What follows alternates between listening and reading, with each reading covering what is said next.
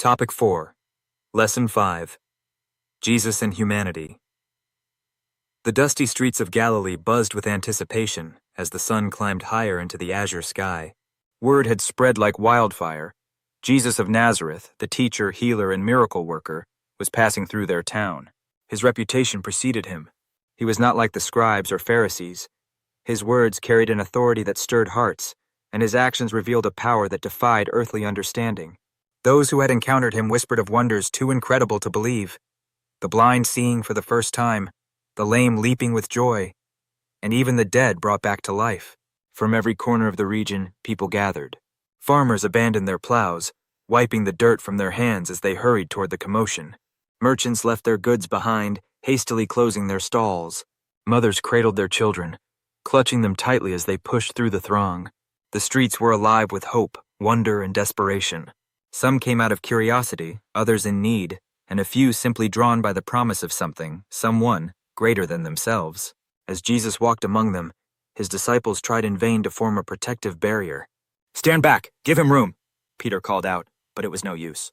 The crowd pressed in on all sides, their need too great to contain.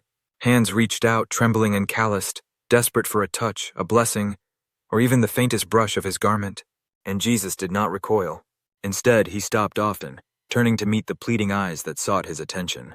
With every look, every word, he offered something far greater than healing.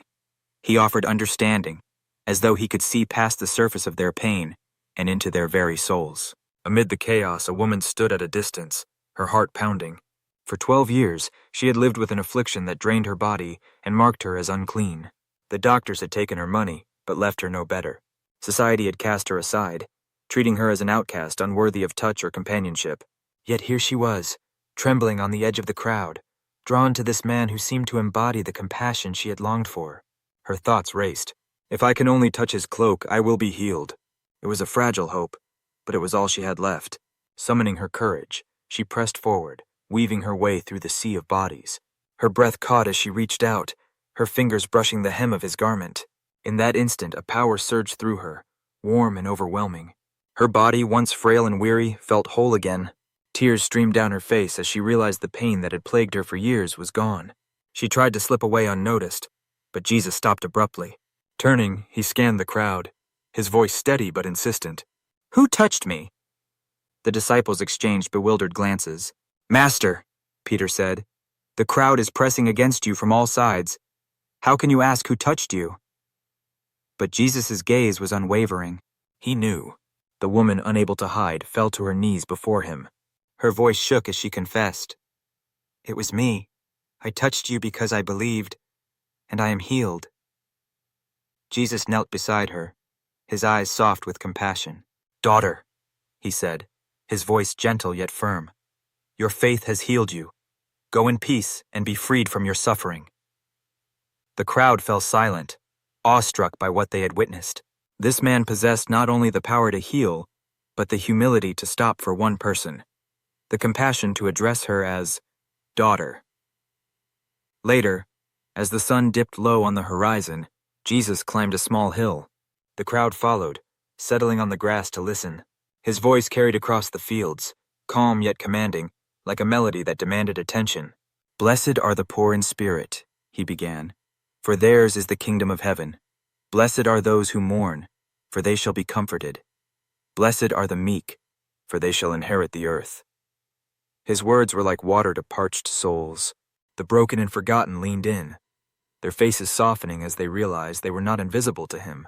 He spoke of a kingdom unlike any they had imagined, one built not on power or wealth but on love, mercy, and humility. His teachings turned the values of the world upside down, offering hope to those who had none.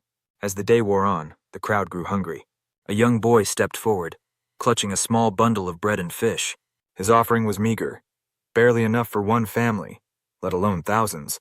Yet when Jesus smiled at the boy and took the food in his hands, it seemed as though the heavens themselves had opened. Lifting his eyes to the sky, he gave thanks. And then, in a miracle that left the people speechless, the food multiplied, feeding every man, woman, and child until they were satisfied. As darkness fell, the people lingered, unwilling to leave. Jesus had given them more than food or healing. He had given them hope. For the first time, Many of them believed that their lives could be different, that they were loved and valued despite their flaws and failures. For Jesus, it was never just about the miracles. It was about the people. He saw them as they were, yet also as they could become. In his presence, they glimpsed not only the power of God, but the depths of his love.